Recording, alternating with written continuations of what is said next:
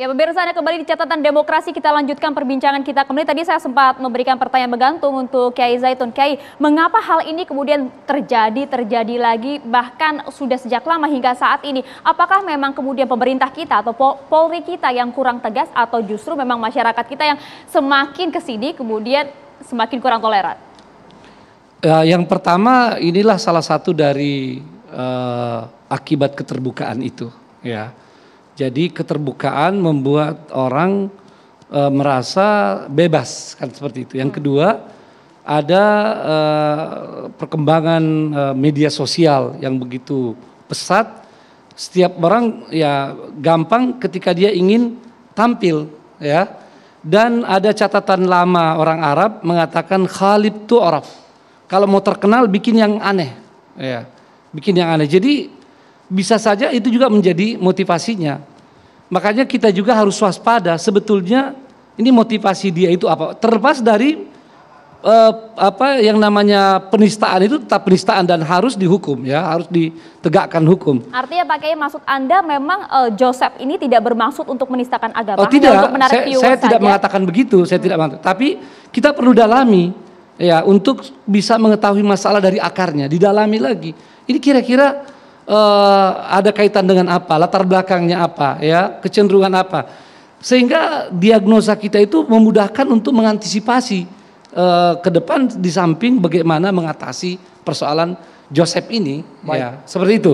Nah, ini yang ketiga, tentu tidak terlepas dari apa yang terjadi misalnya selama ini, bahwa terkesan, nah ini paling tidak, ya, supaya kita lebih teliti berbahasa, terkesan ada kelemahan penegakan hukum, ya, bagi pihak-pihak tertentu di dalam masalah ini, ya. Nah, sehingga ini tentu bisa membuat orang merasa bebas untuk melakukan itu. Karena kalau sudah ada 1-2 orang yang melakukannya, yang lain tertarik untuk coba-coba juga. Makanya pernah suatu ketika di zaman lampau jarang terjadi, karena kemudian terasa hal seperti ini tabu, ya, dan memang persoalan hukum begitu kuat penegakannya terhadap hal seperti ini. Itu mungkin juga menjadi sebabnya, karenanya ya kita perlu melihat secara komprehensif. Langsung ditanggapi Bang Ali Mukhtar Ngabalin, posisinya kalau sekarang ini ya terkesan jumlahnya makin bertambah. Bismillahirrahmanirrahim. Assalamualaikum warahmatullahi wabarakatuh. Memang kalau kita hanya mengharapkan polisi untuk upaya-upaya penegakan hukum, itu polisi tidak mampu. Karena negara dalam prediksi Bappenas tahun 2020 kemarin itu memprediksi bahwa 1 orang polisi itu oleh kesanggupan negara itu menangani 621 orang rakyat Indonesia. Disitulah sebabnya kenapa negara ini membutuhkan peran serta dari seluruh lapisan masyarakat, opinion leaders. Jadi tentu saja kalau kelakuannya si Joseph ini begini, itu akan terjadi juga di Katolik, di Protestan, Hindu, Buddha, Islam. Nah, kenapa saya hari-hari berteriak kemudian melakukan perlawanan terhadap kawan-kawan sahabat-sahabat saya yang ada di mimbar dan suka berpidato, kemudian menggunakan diksi-diksi ancaman, hujatan, caci maki. Karena begini masalahnya akan muncul seperti begini.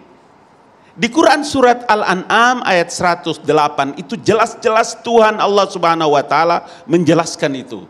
Jangan engkau menghina, jangan engkau mencaci, jangan engkau mencerca sembahan-sembahan orang lain selain daripada Allah, karena mereka akan memperlakukan itu yang sama kepada Allah Subhanahu wa taala. Karena dalam Islam itu taatilah Allah, taatilah Rasul Allah, Muhammad yang dihujat. Sementara dalam keyakinan Islam itu Muhammad itu tidak diutus hanya untuk orang Islam, tapi dia menjadi rahmat bagi alam semesta.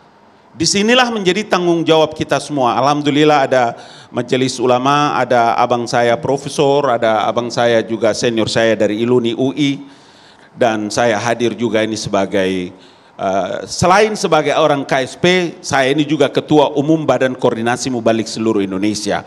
Sehingga penting momentum forum-forum catatan demokrasi ini menjadi satu pembelajaran. Jadi kalau hari ini kita kemudian menghujat, mencerca, kemudian mendesak kepolisian negara untuk bisa penegakan hukum, maka hal yang sama itu akan terjadi kepada. Itu sebabnya kenapa kita terus menerus bicara tentang bagaimana Pancasila ini sebagai satu sistem nilai yang bisa mengikat kita semua, sehingga hal-hal seperti ini tidak boleh terjadi. Saya pikir ini menjadi satu catatan penting dan tidak ada kata lain kecuali kita harus memberikan dukungan penuh kepada kepolisian negara untuk melakukan lidik dan sidik. Sekarang sedang dilakukan, sehingga saya kira tidak ada cara lain bagi kita kecuali tentu tadi seperti Ustadz Zaitun mengatakan bahwa kita punya tanggung jawab untuk menenangkan umat. Saudara-saudara, tidak saja orang Islam, tapi ada orang Katolik, orang Protestan juga marah. Negara juga orang Hindu, Buddha diproses juga secara marah. hukum seadil-adilnya. Pasti. Karena tidak ada orang yang bisa tidak tunduk di Republik ini terhadap hukum. Oke, baik. Gitu. Tidak ada orang di Republik ini yang tidak tunduk Harus akan tunduk hukum terhadap seluruh Bang Ade, ketentuan hukum dan perundang-undangan. Siap. Mas Ade Armando, sebenarnya ini fenomena apa? Ataukah memang mungkin masyarakat kita saja yang sensi, dikit-dikit dibilang penistaan, dikit-dikit dibilang penistaan? Agak sulit untuk mengatakan apa yang dilakukan si Joseph itu sebagai sensitif ya. Karena kita terlalu emosional. Enggak semua orang saya rasa marah sekarang. Enggak ada yang enggak marah dengan si Joseph ini. Termasuk banyak teman-teman saya orang Kristen sendiri yang marah dengan apa yang dilakukan. Karena buat mereka itu sangat tidak Kristiani. Tapi saya setuju ada persoalan dengan equality before law tadi. Kesamaan di depan hukum. Karena pada saat yang sama memang betul saya setuju ada begitu banyak penghinaan agama terjadi melalui media sosial yang dibiarkan. Ya misalnya saja saya kasih contoh seorang ustadz bernama Yahya Waloni. Itu terus menerus banyak sekali videonya yang menghujat Kristen dan mengatakan Injil itu sebagai kitab suci palsu. Atau barangkali Anda masih ingat yang namanya Ustadz Abdul Somad bilang di salib itu ada jin kafir.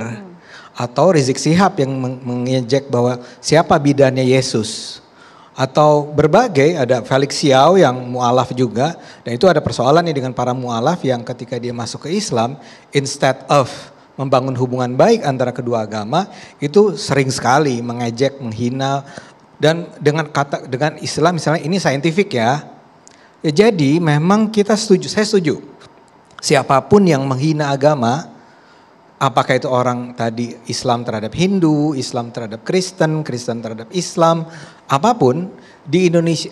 Sebetulnya kan di dunia ini emang betul yang dikatakan si Joseph. Di Eropa misalnya menghina agama itu sesuatu yang menjadi bagian dari hak asasi manusia kan.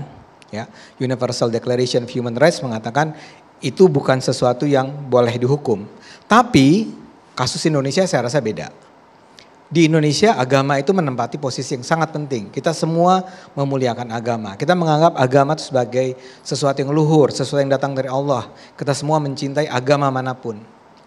Jadi begitu hubungan antar umat beragama ini diganggu, itu kita sudah mengalami berbagai kasus kan. Konflik Ambon dulu antara Islam dan Kristen itu memakan saya yakin ribuan orang ya. Betul ya. Jadi kita nggak boleh mengulang kesalahan yang sama. Jadi saya setuju bahwa polisi bertindak tegas, keras terhadap si Joseph ini. Walaupun ada satu hal sebelum saya akhiri penjelasan saya. Saya tuh heran dengan apa yang dia lakukan. Dia orang terdidik, ya. Apalagi tadi yang dibilang dari sebuah perguruan tinggi terkemuka lah di Jawa Tengah. Menjadi salah satu pendeta juga di sana. Salah satu pendeta di sana. Jadi dia tahu persis, ya, betapa kata-katanya itu mengatakan dia Nabi ke-26 untuk mengoreksi Nabi ke-25 yang salah itu, yang bohong itu, dan Nabi Muhammad itu mesum something gitu ya. Itu bahwa sampai hari ini umat Islam itu belum bakar-bakar, itu menunjukkan betapa dewasanya umat Islam di Indonesia kan. Kalau ini terjadinya di Pakistan, Bangladesh segala macam, yang diserang itu bukan Josephnya, gerejanya yang diserang kan. Tapi alhamdulillah ini harus dipuji nih bahwa MUI harus dipuji, para ulama kita harus dipuji. Artinya orang-orang Islam di Indonesia itu tidak mudah terbakar. Tapi kan ini diutarakan di ruang publik, ditonton seluruh umat beragama yang lintas beragama. Exactly, itu maksud saya. Joseph ini maksudnya apa? Kamu ngomong begitu, kamu tahu persis Saya sakit hati, saya barangkali adalah seorang muslim yang dikatakan cenderung untuk menginterpretasikan agama secara cukup pluralis gitu ya. Saya aja marah. Begitu saya baca itu, sorry, saya nggak boleh mengucapkan kata-kata kasar kan. Terus saya bilang, kurang ajar orang ini. Anda itu menyakiti hati semua umat Islam, dan nantinya tahu nggak yang akan menjadi korban tuh bukan Anda, Joseph. Anda tuh aman di Jerman sana. Orang-orang yang di sini bagaimana? Maksud Anda aman apa tadi, Bang Ya Adi? dia bilang bahwa dia tuh udah bukan warga negara Indonesia, di untouchable lah. Tapi sekarang kita baru tahu ternyata menurut polisi tidak. Ya WNI. Ternyata dia sebenarnya WNI. Tapi kan dia harus tahu bahwa ini bikin marah orang, ini akan membakar kemarahan, kebencian. Yang mudah-mudahan umat Islam kita udah cukup dewasa untuk tidak menganggap Joseph ini perwakilan dari agama Kristen kan. Mudah-mudahan saja. Bukan tidak representatif dari umat Kristen. Tapi bahwa dia melakukan ini, saya sih menganggap ada sesuatu yang bau amis nih di belakang ini. Bau amis ini artinya apa ini? Apakah dengan kedangkalan ilmu yang ia sampaikan kepada mungkin masyarakat? Dangkal. Dia pendeta. Barangkali lagi sakau itu pasti. Tapi sering sekali Bang Abalin. Sering sekali dalam setiap. Atau nih ya, ini kan atau kita spekulasi kan. Atau barangkali dia itu sebetulnya berharap memang akan dikejar oleh polisi Indonesia, dinyatakan sebagai penista agama, dan kemudian dengan alasan itulah dia akan minta negara-negara Eropa untuk menerima dia sebagai warga negara. Karena kita tahu di banyak negara seperti Norwegia, Swedia segala macam, itu kalau Anda mengaku Anda dipersekusi di negara asal, itu mereka biasa jatuh hati dan akan menerima dia sebagai warga negara tanpa harus melewati prosedur yang teraniaya, terzalimi, dikejar-kejar oleh negara, dikejar umat Islam. Maaf ya, itu kan gampang tuh bikin narasi semacam itu. Saya cuma berpikir, ini kan tadi pertanyaan, motivasi orang ini apa sih? Mau bikin marah umat Islam tuh kenapa sih? Dan dia tahu bahwa pertama dia Tionghoa, kedua dia Kristen, dia pendeta pula. Itu kan udah kombinasi dari hal-hal yang akan mudah membangkitkan kemarahan orang. Tapi saya nggak tahu. Kalau itunya, saya cuma bisa menduga-duga kenapa dia melakukan itu. Oke. Tapi kalau alasan apapun itu tentunya tidak ada satupun agama kemudian yang membenarkan hal Tidak ini. ada. Tadi Anda turut setuju juga bahwa Polri menindak tegas kasus-kasus semacam ini. Ya. Tapi pertanyaan yang juga sempat dikutip juga kalau kita melihat akun dari Joseph ini sendiri, mengapa sih kemudian kalau ada yang menghujat agama Islam misalnya, kemudian baru diproses secara hukum. Tapi banyak juga ternyata agama-agama lain, termasuk agama Islam, kemudian yang oknum agama Islam kemudian yang melecehkan agama-agama lain, kenapa kok tidak diproses? Salah satunya mungkin, maaf Mas Adi dulu juga pernah turut dilaporkan dalam kasus ini beberapa kali. Apakah Anda kemudian tidak merasa bahwa terlalu sensi masyarakat kita? Oh enggak, dilaporkan tapi kan untuk dengan segera dibatalkan karena ternyata tidak ada alasan hukum kan. Kalau saya mengatakan bahwa misalnya Allah itu bukan orang Arab gitu kan, yang terkenal tuh kasus itu kan. Ya saya bilang ya Allah itu memang bukan orang. Jadi bagaimana mungkin saya dianggap melecehkan agama karena saya mengatakan Allah bukan orang Arab kan. Jadi memang kemudian itu dianggap bukan sebagai perkara kan. Tapi kan itu gini, kita harus membedakan antara orang yang berusaha menista, menodai, menghina agama dengan orang yang barangkali karena pertimbangan, taruhlah kalau Anda belajar tentang kalau Anda berada di Universitas Islam Negeri UIN, itu ada belajar tentang Kristen. Ya, dan saya yakin di sekolah tinggi teologi juga ada pelajaran tentang Islam, Islamologi. Dan kemudian dikatakan bahwa ayat ini adalah sesuatu yang punya konteks tertentu yang sebetulnya maknanya berbeda dari apa yang kita tafsirkan. Tapi kalau saya mau bilang gini, butuh tafsiran yang lebih ya dalam itu, ya memang. Kalau cuman perbedaan tafsir itu kan bukan menodai, bukan menghina.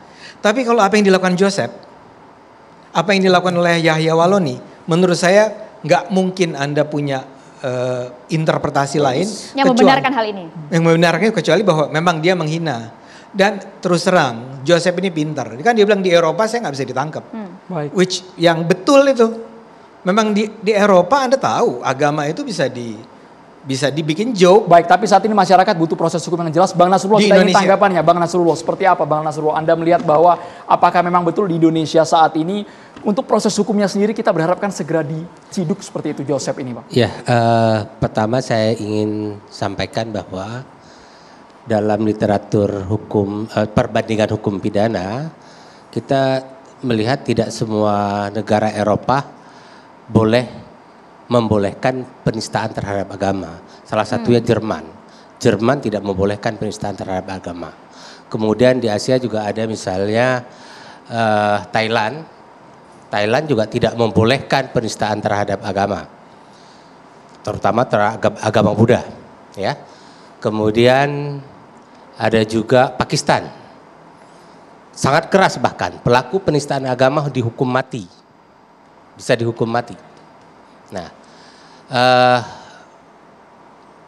maaf ya, pelaku penistaan terhadap Nabi itu bisa dihukum mati. Jadi kalau ancaman hukuman 6 tahun di Indonesia, kemudian 5 tahun di Indonesia itu sangat ringan. Sangat ya, ringan. Sangat ringan. Jadi gini, saya ingin katakan bahwa saya tidak mungkin perlu mengulang lagi pasal 156 KUHP karena seluruh rakyat Indonesia sudah memahami pasal 156 KUHP.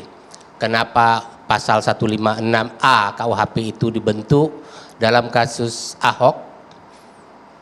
Sangat jelas berkali-kali saya menguraikan dan berbagai narasumber setelah menguraikan kenapa ada pasal 156A KUHP itu, dan bahkan bagaimana menerjemahkan, dan beberapa kasus sudah ditarik dengan pasal 156A. Namun saya ingin mengingatkan bahwa timbulnya Perpres nomor 1 tahun Penpres nomor 1 tahun 65 itu jarang dibaca orang di penjelasan umum. Penjelasan umumnya mengatakan bahwa Piagam Jakarta tanggal 22 Juli 1945 menjiwai dan merupakan satu rangkaian kesatuan dengan konstitusi tersebut terkait dengan lahirnya Perpres ini. Kemudian ada satu kalimat lagi yang sangat menarik bagi saya. Sebagai dasar pertama, ketuhanan yang Maha Esa bukan saja meletakkan dasar moral di atas negara dan pemerintah, tetapi juga memastikan adanya kesatuan nasional dan yang berajaskan keagamaan. Yang Anda maksud? Ini penjelasan umum yang ada di Perpres yang memasukkan pasal 156A. Pasal 156A KUHP itu dibuat dari Perpres nomor 1 tahun 65 ini. Nah, kemudian tadi yang disampaikan teman Ade Armando juga, saya ingin sampaikan begini. Di bagian penjelasan pasal 4 itu yang terkait dengan pasal 156A itu disebutkan. Dengan demikian maka uraian-uraian tertulis maupun lisan yang dilakukan secara objektif, saklik dan ilmiah mengenai suatu agama yang disertai dengan usaha untuk menghindari adanya kata-kata atau susunan kata-kata yang bersifat permusuhan atau penghinaan bukanlah tindak pidana menurut pasal ini. Jadi itu dibolehkan, kajian-kajian ilmiah, diskusi-diskusi di kampus, dan itu boleh ya. Jangan sampai salah nanti, bahkan perbedaan-perbedaan pendapat kajian itu sangat sering terjadi kalau apalagi misalnya dilakukan di tempat tertutup dengan jamaahnya sendiri. Kan ada ilmu perbandingan agama. Ketika kita membahas perbandingan agama, maka tidak ada pilihan, semua agama menyatakan bahwa agamanya lah yang paling benar menurut ajarannya. Tapi posisinya ini di ruang publik, Bang Nasrullah. Nah, makanya kalau dalam kasus si Paul Zhang ini, saya saja yang biasa sabar menghadapi persoalan-persoalan kayak begini. Demi Allah saya katakan, andai saja ada di sini sekarang, saya congkel matanya dengan rencong. Begitu marahnya saya kalimat itu. Demi Allah saya katakan itu. Tapi saya ketika membahas hukum harus melepaskan emosi saya. Ini hukum harus tegak. Kemudian saya ingin menjelaskan beberapa hal tadi. Gini, dia sudah masuk DPO, ya. Oke, berarti dia tidak ada di sini. Dia tidak bisa diperiksa sampai dengan dia ditemukan, tidak bisa dibawa ke pengadilan. Tapi penyidikan tetap bisa diteruskan. Ya, bukan lidik, penyidikan bahkan.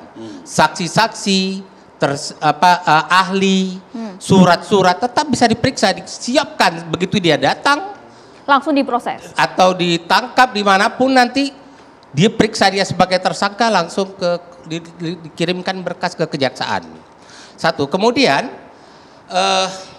tadi kan ada diskusi ini dia sudah WNA atau bukan WNI lagi, nggak ada masalah.